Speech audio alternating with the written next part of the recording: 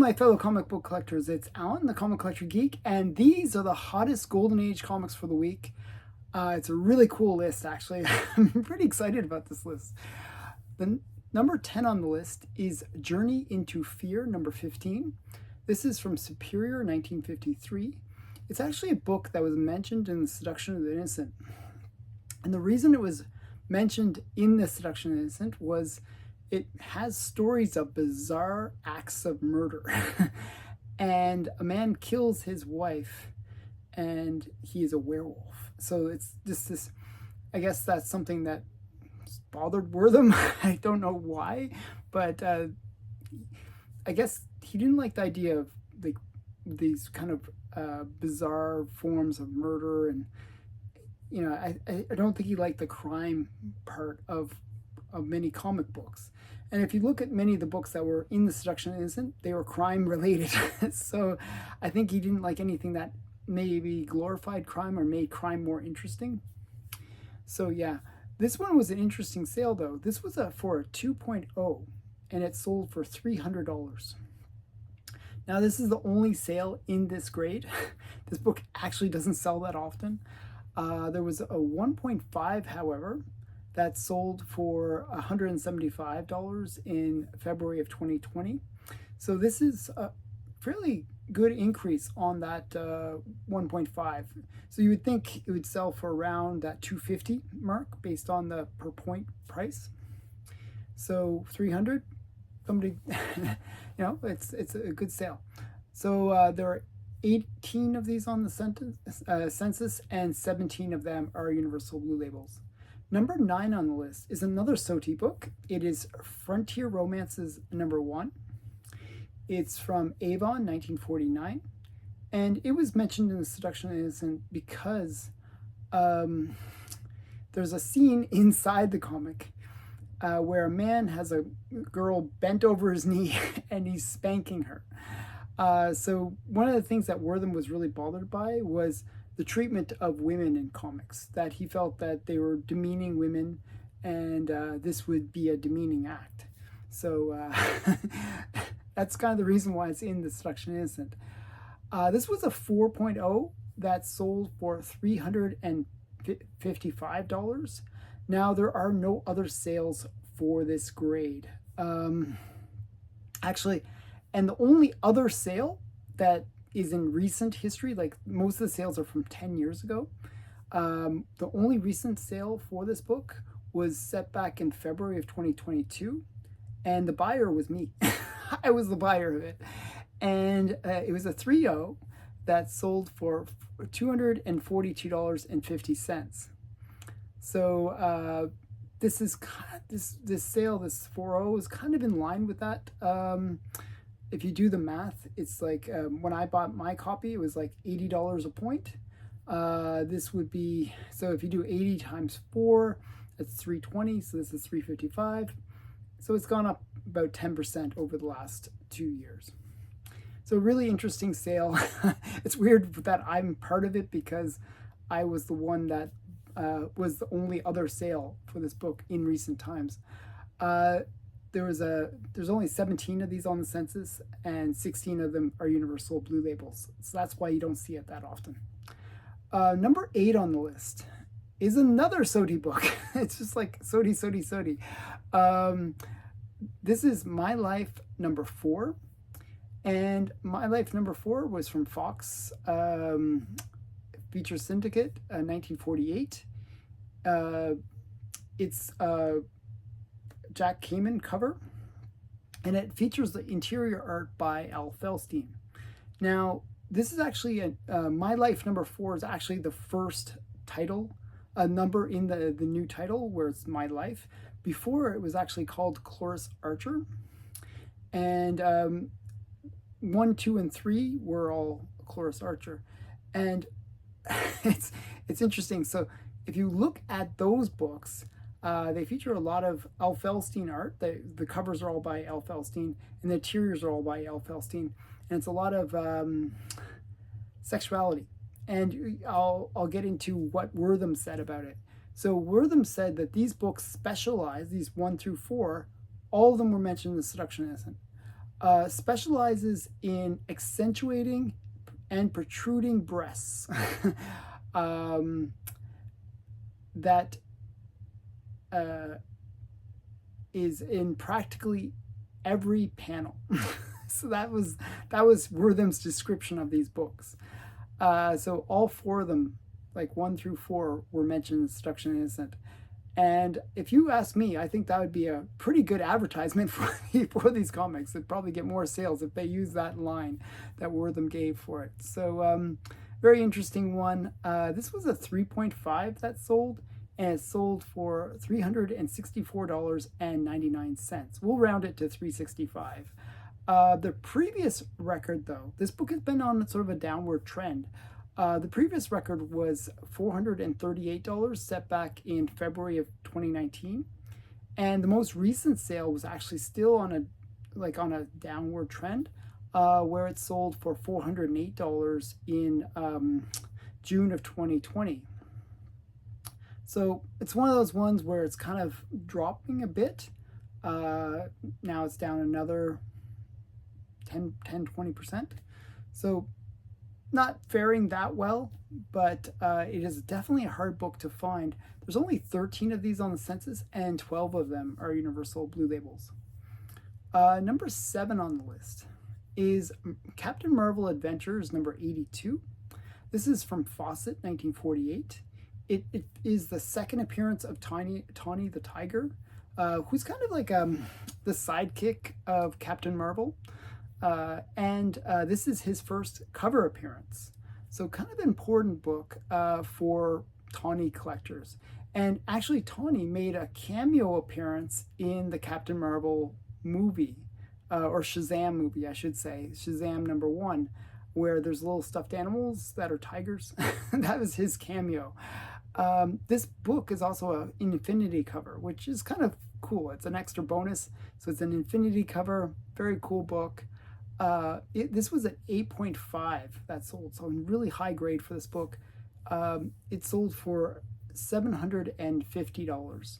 Now the previous and last sale, was set back in 2007. So it's been a while since this book has sold, and at that time it sold for $191. There was an 8.0, however, that sold more recent. That was only $350. So that was back in July of 2022. So this book is fairly strong in terms of the price.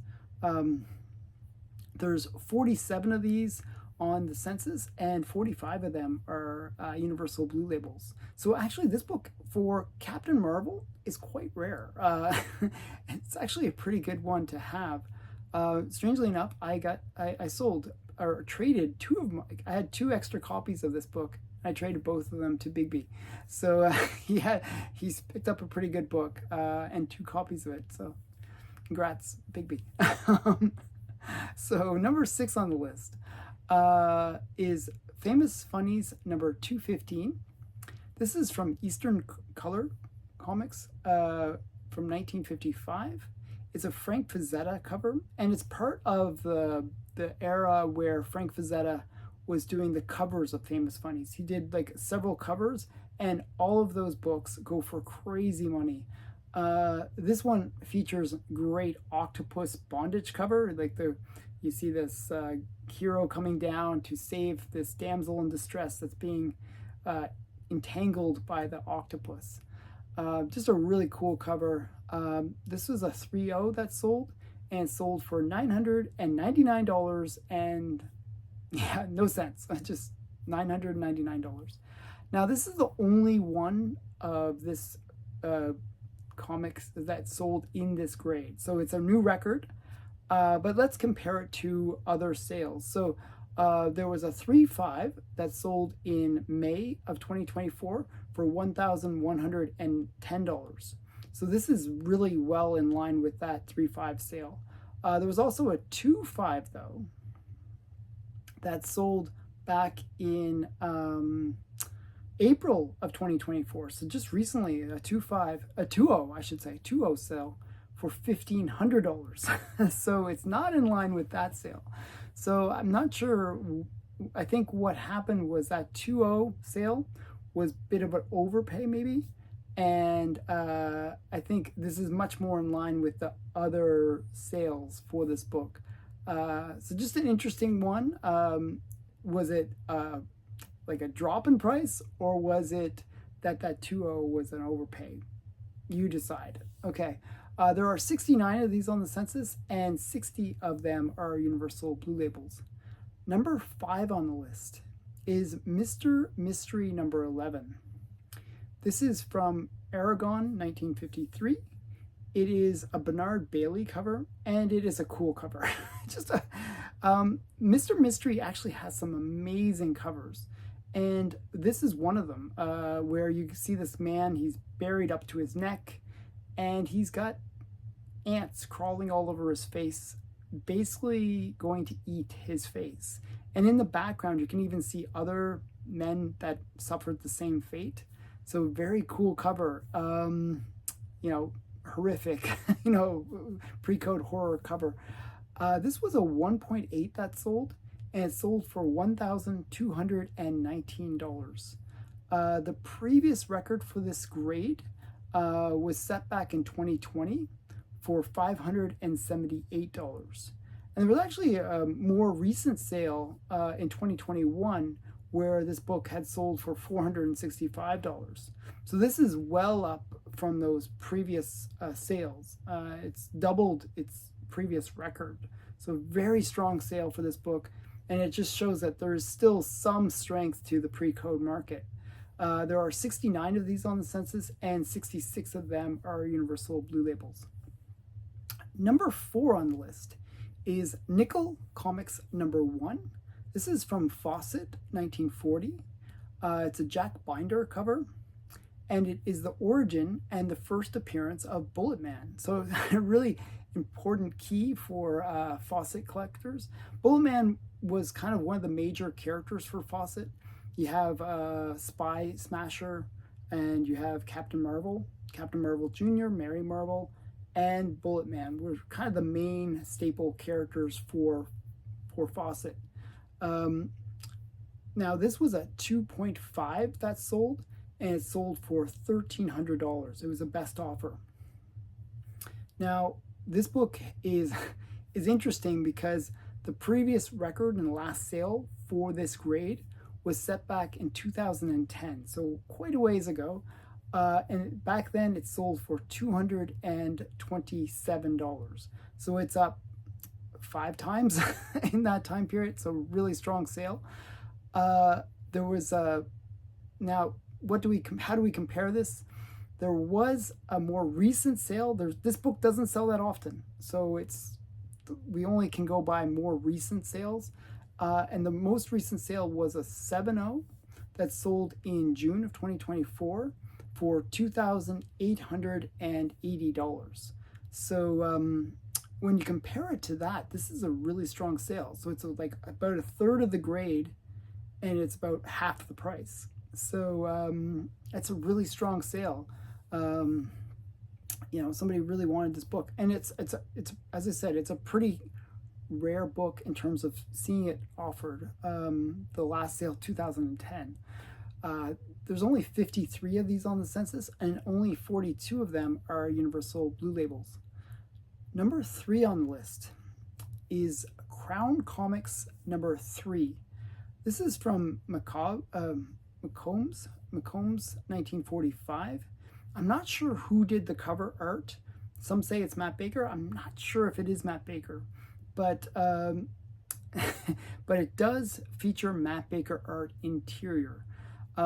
And the big thing about this book is that it features the work of Matt Baker on a character called Vuta. Vuta is a character that is a black superhero. Well, he doesn't have powers, I should say. He's a black hero.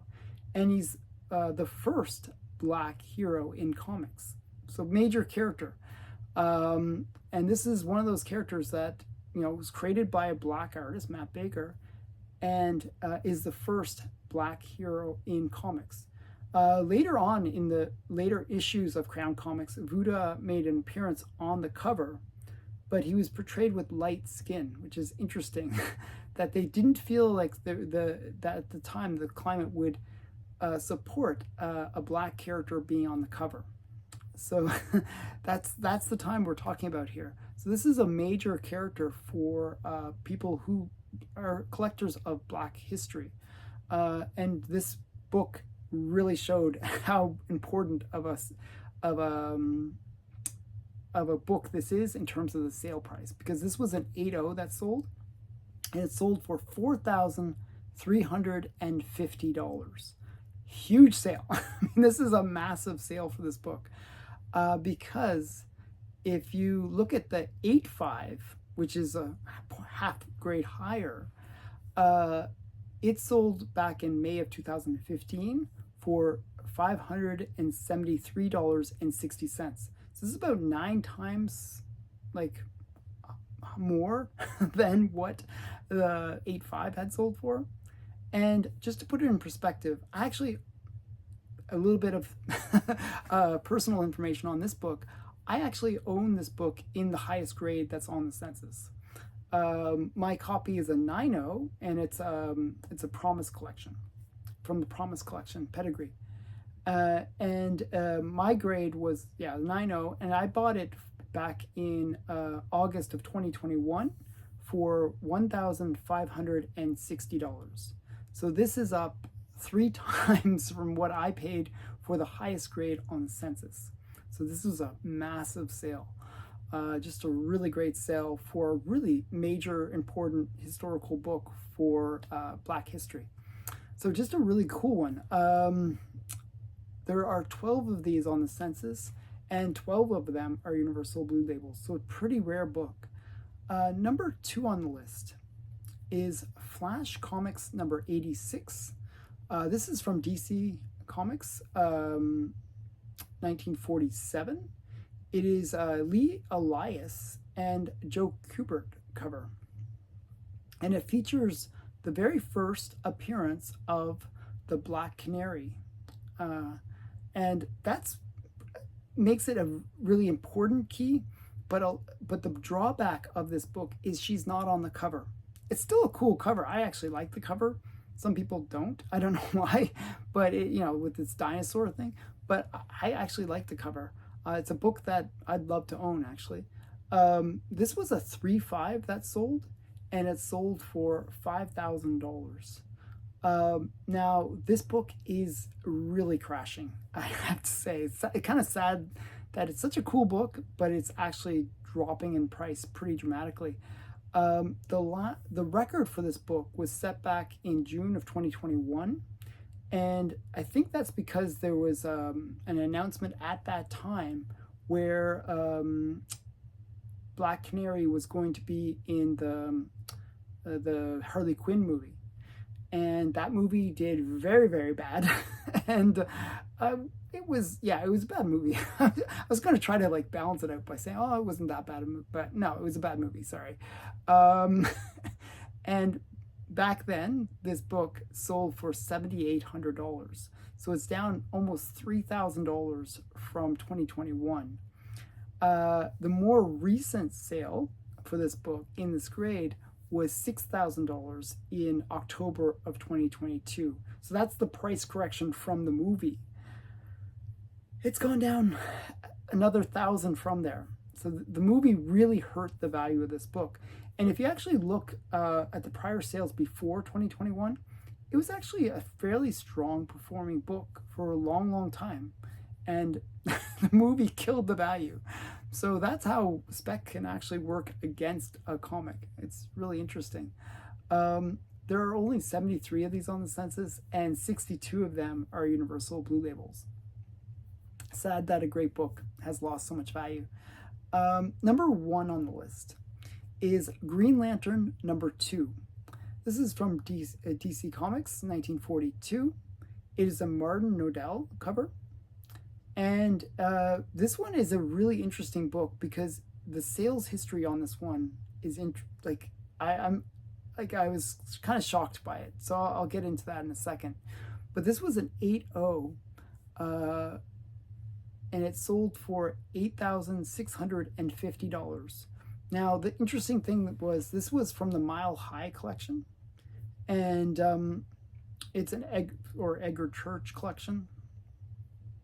But in the notes, it says very small amount of glue on spine, which would almost imply restoration. So I think that kind of affects the price. But then I can't say it does affect the price, because the interesting thing is if you look at the sales history for this book, it's like the same book selling over and over and over again. It's the weirdest thing. And the sales history is really crazy. So back in November of 2017, this book sold for $12,390. So it's down $4,000 in that time period. So 7 years, and it's gone down $4,000. Now the last sale, though, this is the interesting thing about this book. The last sale was in March of 2024. And in March of 2024, this book had a sale of $4,627. So actually, this one kind of went up. It doubled in that time period. I don't know. So it's way down from its peak. I mean, its peak is 12,000, but then it crashed at 4,600, and now it's like a few months later, like 3 months, 4 months later, it's gone back halfway towards where it was at its peak. Very interesting sales for this book. It's just like a little bit all over the place. I don't quite know why. I really don't know why. The only thing that's really going for this book, it's a really, it's a close-up shot of Green Lantern, but and it has a half-page ad for Leading Comics #1. There's not really any major key about this book. Maybe that's why it didn't get those big sales, but I don't know. It's like a really high grade from early Green Lantern. Just a cool book. There are 54 of these on the census, and 43 of them are Universal Blue Labels. So what did you think about these books? Some of them are bouncing up and down, and some are setting amazing records. What do you think of the books? And it's kind of cool that I'm part of the story. That was not intentional, but it is part of the thing. And what do you think of the SOTI books? There was just a bunch that sold this week, and it's cool to see some of those Seduction and Innocent books coming on for sale. So I'd love to hear your feedback in the comments below. Please remember to like, comment, and subscribe to the channel. Bye for now.